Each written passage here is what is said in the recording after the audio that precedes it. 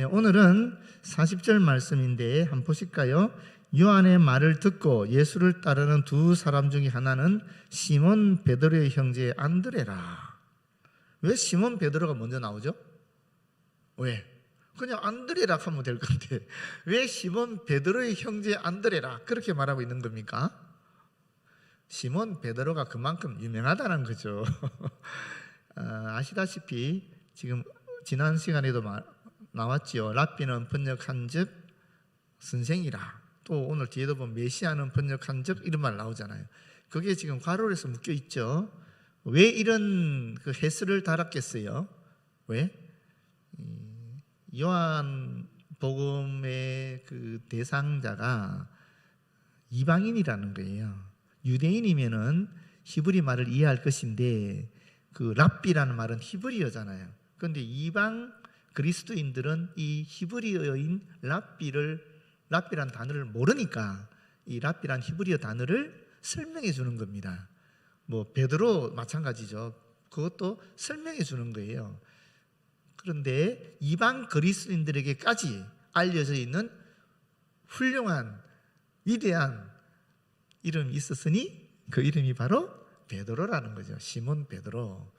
시몬 베드로는 기독교 모든 지역에 있어서 예수 믿은 지 얼마 안 되는 사람들조차도 다 그를 알고 있었기 때문에 시몬 베드로가 먼저 나오는 겁니다. 그리고 그의 형제 안드레라고 얘기하는 거죠. 그런데 여기서 우리가 하나님의 역사하시는 섭리를 볼 수 있는 거죠. 사실 시몬 베드로가 훨씬 잘 알려져 있는 인물입니다만은 이 인물은 누구를 통해서 알려진 겁니까? 누구를 통해서 예수님의 제자가 된 겁니까? 그의 형제 안드레를 통해서였다 하는 것이 중요한 겁니다. 사실은 비록 우리가 시몬 베드로처럼 그렇게 잘 알려진 인물은 아니라 할지라도 안드레 같은 인물은 될 수 있다는 것을 우리에게 알려주는 거죠.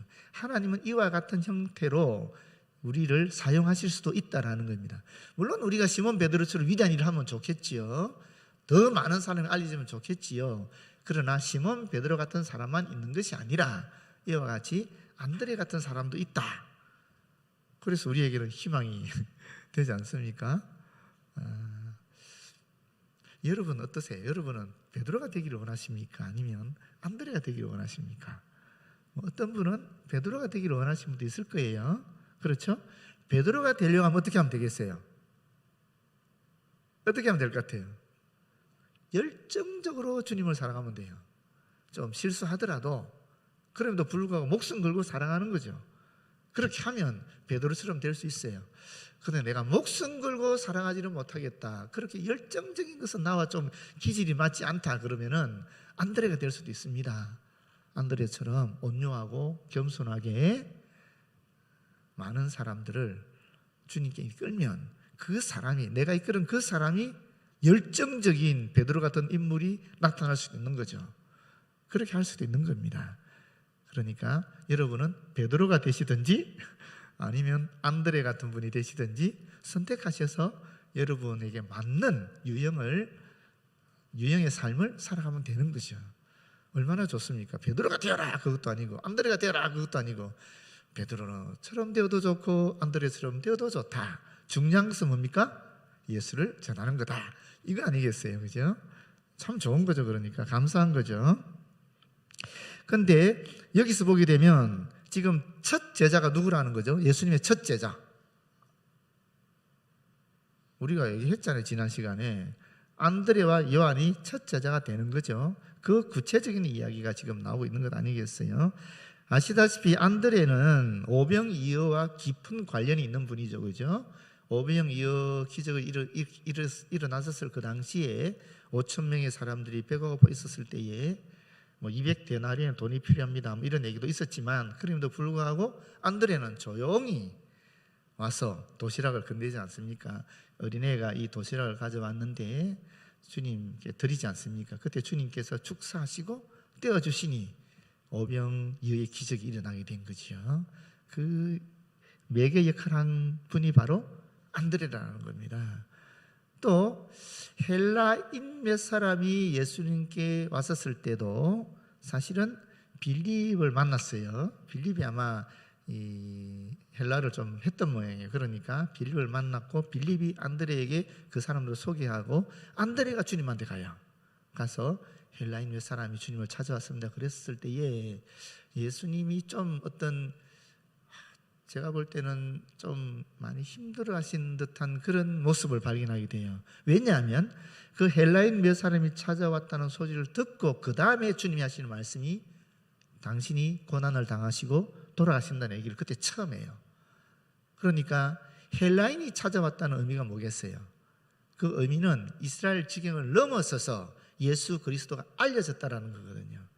그렇기 때문에 이제는 자기가 당신이 이제는 죽음을 향해서 가야 되는 시점이 왔구나라고 느끼신 거예요. 깨달으신 거예요. 그 역할을 한 것도 안드레입니다.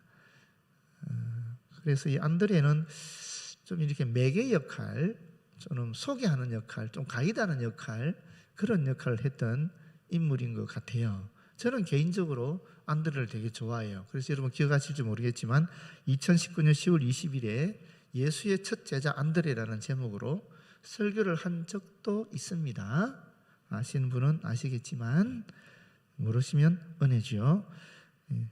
그리고 전성에 의하면은 이 안드레는 스구디아인이 누구냐면 이스라엘 북쪽 흑해지기에 살았던 스키타이 지방의 토착 민족을 얘기하는 분인데, 이분 지금으로 치면 이란 북쪽의 그 유목 민족이라고 볼 수 있어요. 그쪽에서 복음을 전했다가 그리스 땅인 아가야 지방에서 X자형의 십자가를 지고 못 박혀서 순교했다라고 알려져 있습니다.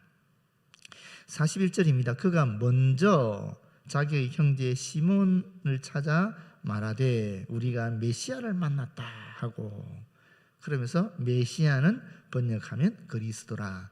메시아는 히브리어고 그리스도는 헬라어잖아요. 그렇게 번역하고 있습니다. 그죠? 여기 먼저 하는 말은 일찍이라는 뜻입니다. 일찍이, 아침 일찍이. 우리가 암송했다시피 마지막 구절이 어떻게 되어 있습니까? 39절을 보게 되면 예수께서 이르시되 와서 보라, 그러므로 그들이 가서 계신 데를 보고 그날 함께 거하니 라고 되어 있잖아요. 때가 10시쯤 되었더라. 오후 4시부터 그날 밤을 예수님과 함께 보낸 거예요. 보내고 눈 뜨자마자 아침 일찍 안드레는 자기 형 베드로를 찾아갔다라는 거예요. 그것도 보시게 되면 여기 이 찾아하는 말이 그냥 우연히 만난 것이 아닙니다. 찾아다녀서 만난 그런 동사이거든요. 그렇기 때문에 의지적으로 자기 형을 찾았다라는 거예요. 눈 뜨자마자 아침 일찍. 그런 걸 보게 되면 사실 이 개인적으로든 교회사적으로든 복음을 자발적으로 전한 최초의 전도자가 바로 이 안드레다라는 것을 우리는 알게 됩니다. 기독교 역사상 최초로 그리스도를 다른 사람에게 전한 인물이 바로 안드레였다라는 것입니다. 그 다음은 누굴까요? 아마도 여기 기록은 되어 있지 않지만 요한이 자기 형제 야고보에게 또한 복음을 전하지 않았을까, 이렇게 우리는 추정할 수 있는 거지요. 메시아라는 말은 기름 부음을 받은 또는 기름 부음 받은 자라는 뜻이라는 건 너무나 잘 알고 계시죠. 구약에서는 하나님의 대행자나 대리 집행자로 간주됩니다. 그리고 세 직분자한테 기름을 부었죠. 그러면서 안수식을 한 거죠, 그죠? 예언자와 제사장과 왕에게 직분 수여할 때 기름을 붓는 의식을 통해서 그들을 왕으로, 그들을 제사장으로, 그들을 선지자 또는 예언자로 그렇게 임명했죠. 그래서 예언자도 메시아고 제사장도 메시아고 왕도 메시아다 하는 것을 여러분이 알고 계시면 좋을 것 같고, 여러 번 말씀드렸지만 이스라엘 역사를 통해서 제사장과 예언자는 살아남았지만 왕은 사라진 존재였기 때문에 식민지 백성들에게 있어서는 독립 또는 해방이라는 것이 그들의 갈망이었잖아요.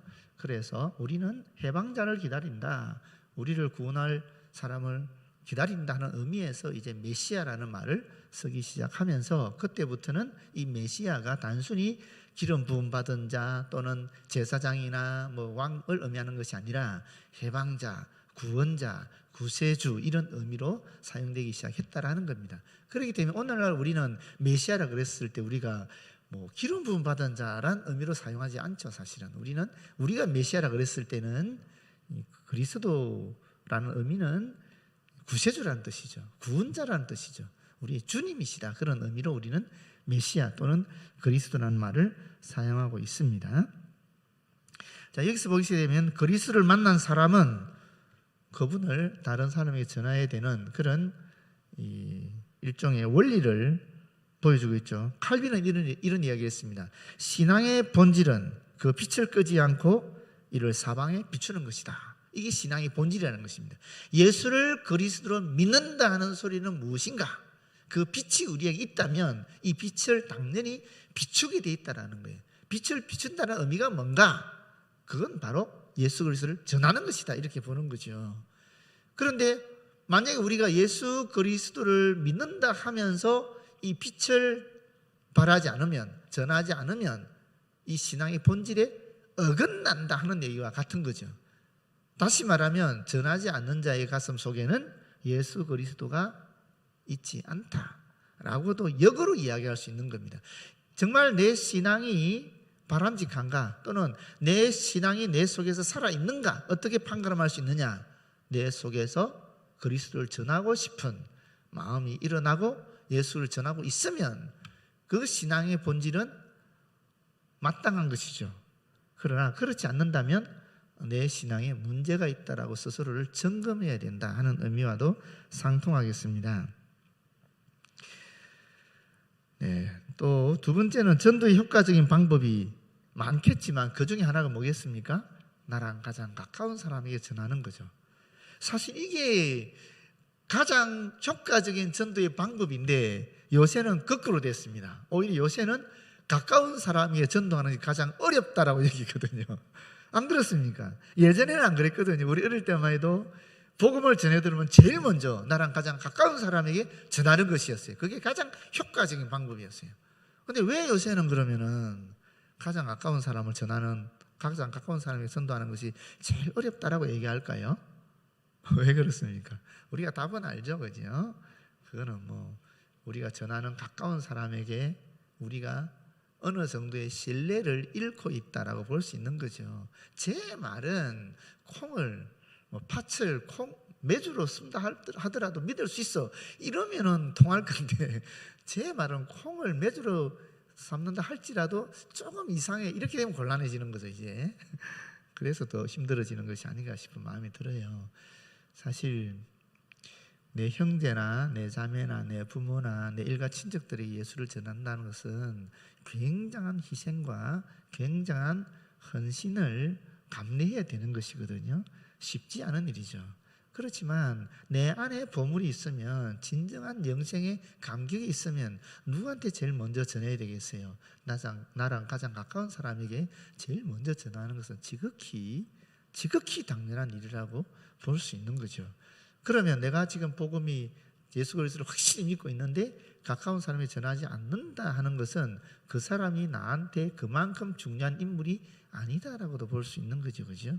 정말 그 사람이 나한테 중요한 분이면, 정말 내가 그를 사랑한다면은 이 복음을 전하지 않을 수는 없는 건데 자꾸 이제 미루게 되는 것은 그런 것으로도 생각할 수 있는 거죠. 그러면서 우리의 마음의 상태를 한번 점검해 보고 또 동시에 내 신앙의 본질도 한번 확인해 보는 것이 오늘 이 말씀을 보면서 하나님께서 우리에게 주시는 은혜인 줄 믿습니다.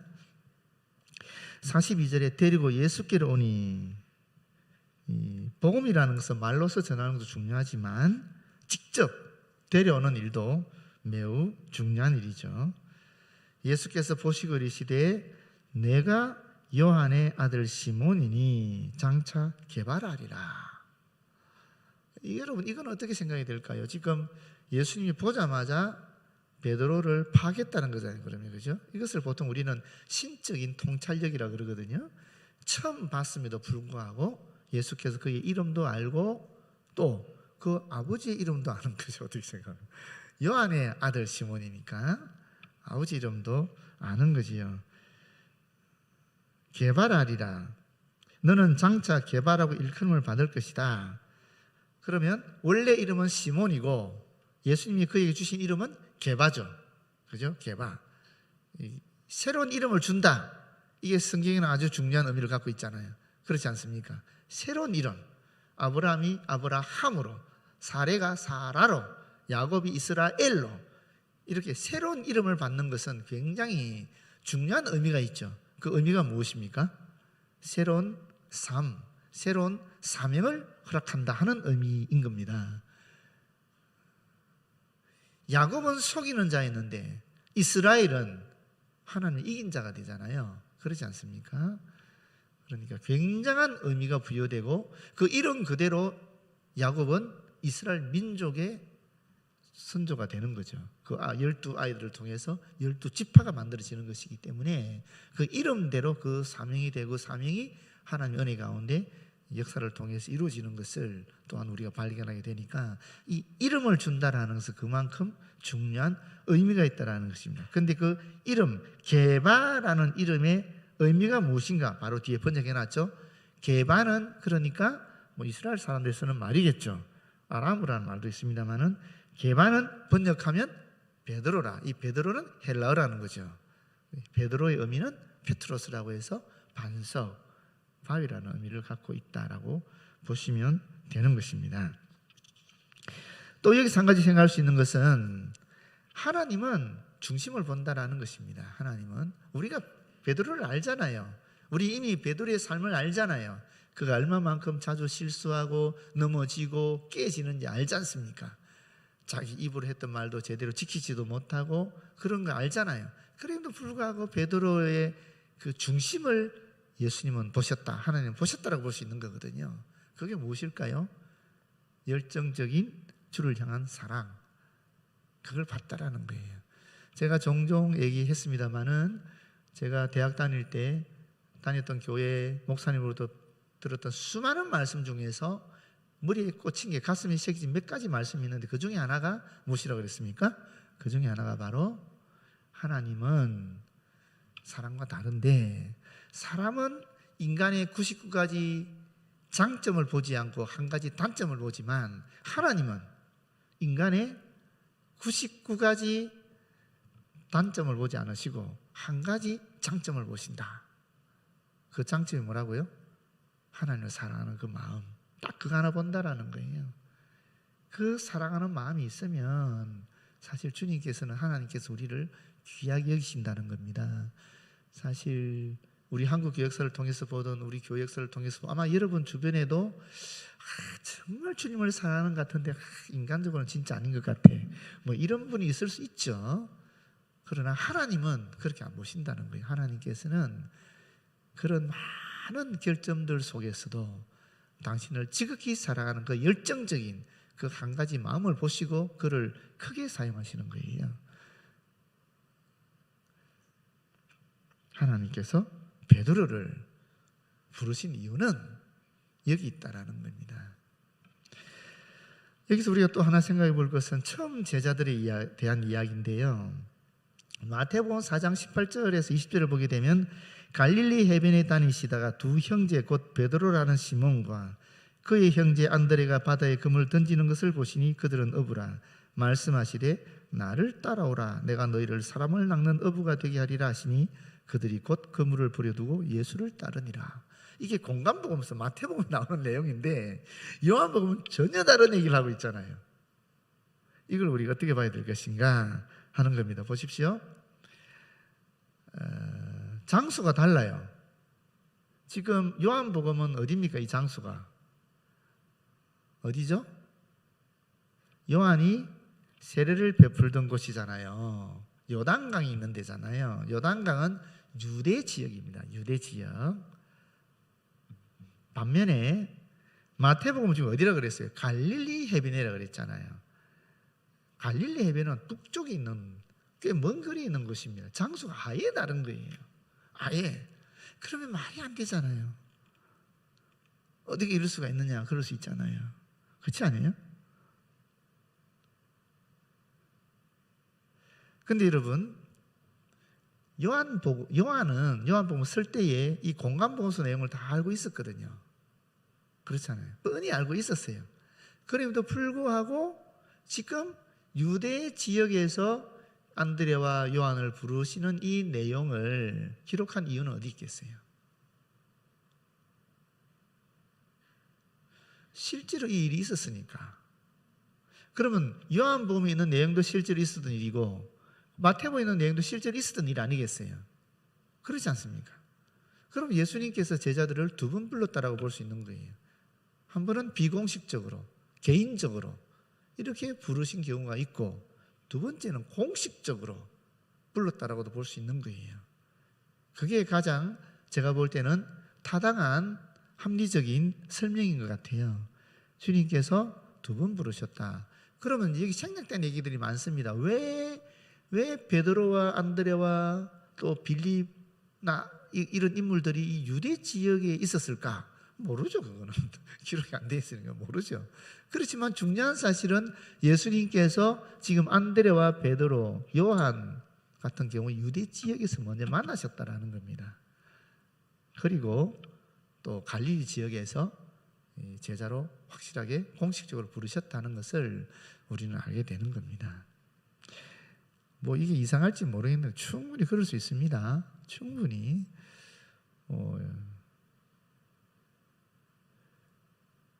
제가 대학을 다니다가 신학대학원을 졸업하고 이제 석사과정 들어갈 때에 우리 선생님을 만났거든요.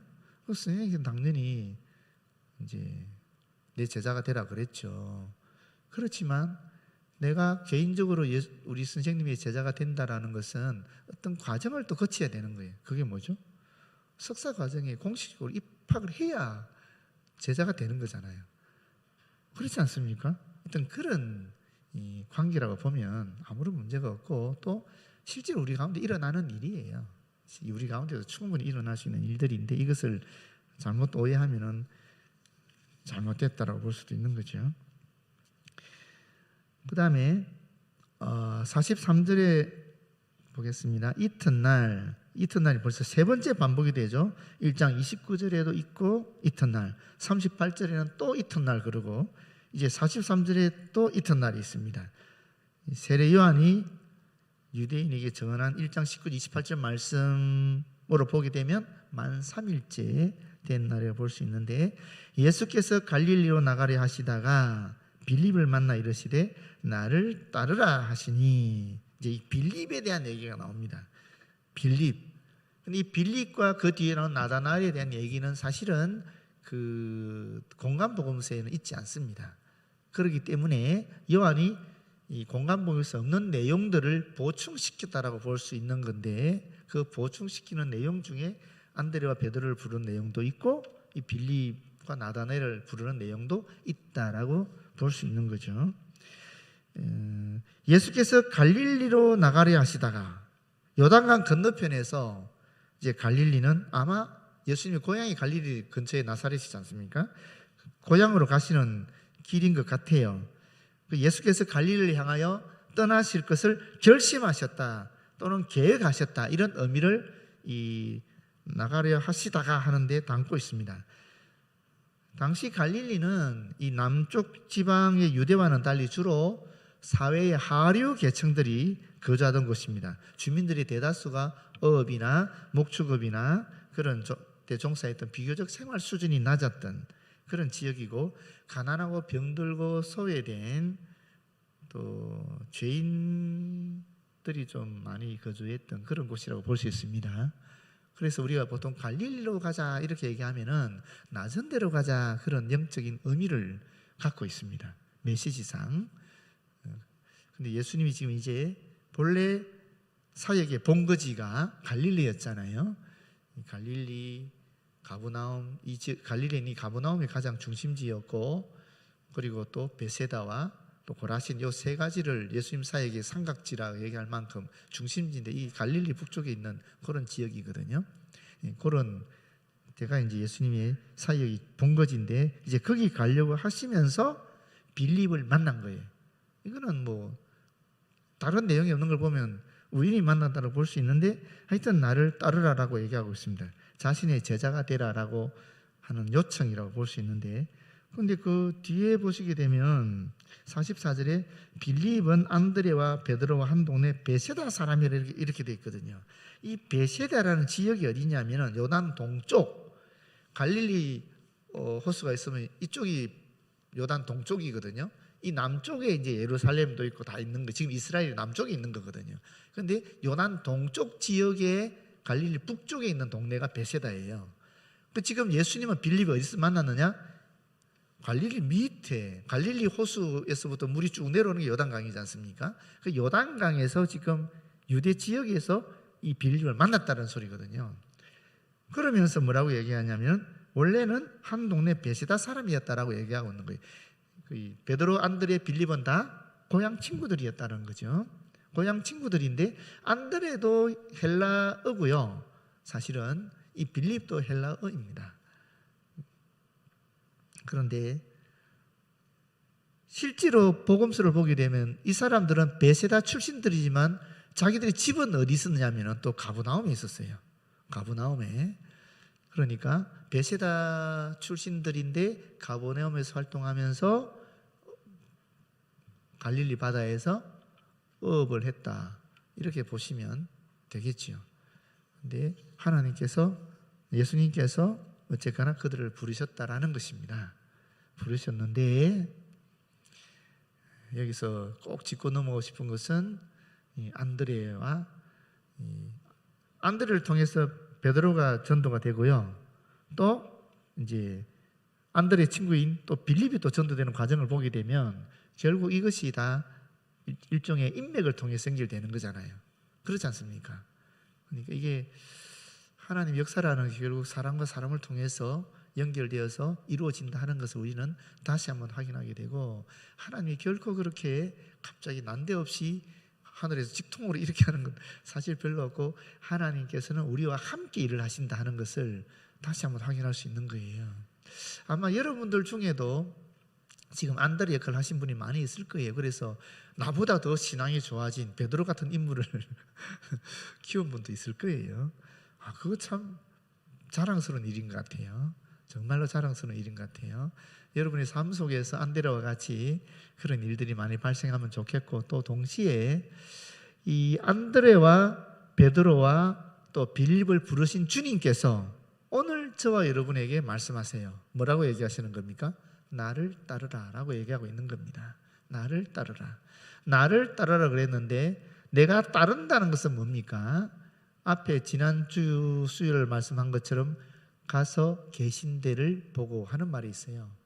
그리고 함께 그날 유했다 그랬잖아요. 거했다 그랬잖아요. 사실은 따른다는 소리는 주님과 함께 한다는 겁니다. 주님과 함께 하는 겁니다. 그게 제자예요. 저와 여러분이 예수께서 베드로와 안드레와 야고보를 야고보가 아니죠. 베드로, 안드레와 빌립을 부르신 것처럼 우리를 부르셨다라는 거예요. 12 제자만 부른 게 아니라는 것입니다. 저와 여러분도 예수께서 부르신 존재라는 거예요. 우리도 제자죠. 우리도 안드레 같은 인물이죠. 우리도 베드로 같은 인물이고 우리도 빌립 같은 인물들이라는 겁니다. 예수님의 제자 의식을 가지시고 내가 안드레 역할을 해야 될지 베드로 역할을 해야 될지 내 사명을 다시 한번 내 성품을 통해서 확인하시고 또 주께서 맡기신 일들을 감당하면 참 좋을 것 같습니다. 네, 길은 열려 있습니다. 많이 열려 있습니다. 오늘도 어떤 친구가 왔어요. 27살 되는 친구가 와서 한 2시간 저랑 얘기하다 갔는데 그 친구의 고민도 그런 거더라고요. 나는 하나님의 말씀이라든지 또는 교회를 대하는 태도가 매우 이성적이고 합리적으로 머리로 하는 그런 스타일인데 이게 감정적으로 또 하는 타입과 만났을 때 내가 어떻게 해야 될까 하는 그런 고민들이에요. 근데 여러분 그런 고민들 사실 많이 있거든. 젊은 층들에는 아마 여러분도 있을 수 있을 겁니다. 그런데 우리의 신앙생활이라는 것은 사실 전인적인 신앙생활이거든요. 이성적인 면과 감성적인 면과 또 의지적인 측면에 같이 이 삼각형이 같이 돌아가는 겁니다. 돌아가서 하는 것이 이게 전인적인 신앙생활이에요. 그렇지 않고 내가 감성적으로만 너무 앞서 나간다든지 또는 이성적으로 너무 앞서 나간다든지 또는 의지적으로만 너무 앞서 나간다 하면은 다 문제가 발생하는 겁니다. 이 삼각형이 가능한 한 정삼각형이 되어서 돌아가는 겁니다. 돌아가면서 올라가는 거예요.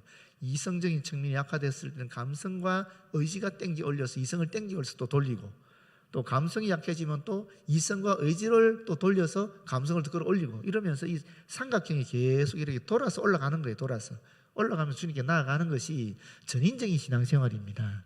그렇기 때문에 내 안에 갖고 있는 요소가 어떤 것이 강력한가라고 했을 때에 안드레와 베드로를 이야기한 것처럼 내 안에도 어떤 때는 이성적인 요소가 강화될 때가 있고, 또 어떤 때는 감성적인 요소가 강화될 때가 있고, 어떤 때는 의지적인 요소가 강화될 때가 있습니다. 그런 것을 여러분이 자기 스스로를 잘 알아차리면서 그렇게 전인적인 신앙생활을 해 나가도록 해야 되는 겁니다. 기도해도 응답이 없고, 기도해도 하나님의 함께 하심이 느끼지 않는다. 어떻게 해야 되겠어요? 그때는 내가 애를 써서라도 하나님의 말씀을 계속 읽어 나가는 겁니다. 찬송을 부르는 겁니다. 그리고 또 예배에 참여를 억지로 하는 거예요. 그러다 보면 또 기도가 트여집니다. 또 어떤 경우는 기도는 잘 되는데 말씀이 이해가 안 될 때가 있다. 그때 어떻게 되겠어요? 그때는 또 말씀을 읽으면서 주님 앞에 기도를 통해 이 말씀의 의미를 깨우쳐 달라고 계속 애를 또 써야 되는 겁니다. 그런 형태로 갑니다. 또 어떤 경우는 도대체 교회를 섬기는데 이 힘이 없어요. 막 짜증이 나고 너무 기쁨도 없고 내가 이거 왜 하고 있지 하면서 불평도 생기고 막 이럴 경우 어떻게 되겠어요? 그때도 실천의 영역이 약해진 거니까 그때는 말씀을 읽으면서 기도로 회복해야 그때 다시 내가 실천할 수 있는 힘이 배양이 되는 겁니다. 하여튼 이 말씀과 기도와 이 실천에는 세 가지 영역이 이성과 감성과 의지란 이 인간의 인격적인 세 요소처럼 돌아가면서 우리를 이끌어가는 것이거든요. 그래서 이것을 같이 병행해서 같이 세 가지 꼭지점을 같이 갖고 나아가야 되지, 하나만 잘한다고 해서 그거는 전인적인 신앙생활을 볼 수 없는 것입니다. 그래서 여러분 스스로도 우리 안에 있는 이 신앙의 상태를 잘 감찰하시고, 또 동시에 여러분 바깥에 있는 사람들을 통해서도 저 사람은 안드레, 저 사람은 베드로 이렇게 보면서 서로 도와줄 수 있는 거 도와주고, 내가 보완할 건 보완하고, 그렇게 하면서 우리 공동체가 하나님 은혜 가운데 잘 유지되면 좋겠습니다. 기도하겠습니다. 아버지 고맙고 감사합니다. 안드레 같은 분도 계시고 베드로 같은 분도 계시고, 또 어떻게 보면 빌립 같은 분도 우리 가운데는 있습니다. 하나님, 우리에게 주님이 주신 귀한 은사와 또 이 성품이 있사오니 우리의 성품대로 또 우리의 은사대로 잘 개발해서 우리가 같이 함께 예수 그리스도의 제자로 공동체를 이루며 주님께서 원하시는 뜻을 이루어 나갈 수 있도록 도와주시옵소서. 안드레를 부르신 예수께서, 또 요한을 부르신 예수께서, 또 베드로를 부르신 예수께서 오늘 우리를 부르신 줄 믿습니다. 아버지 하나님, 우리 또한 안드레처럼 베드로처럼 또 요한처럼 예수님의 제자라는 분명한 의식을 가지고 우리에게 주어진 주님의 귀한 사명들을 감당해 나아갈 수 있도록 인도하여 주시옵소서. 모든 것 주님께 맡겼고 예수님 이름으로 기도드립니다. 아멘.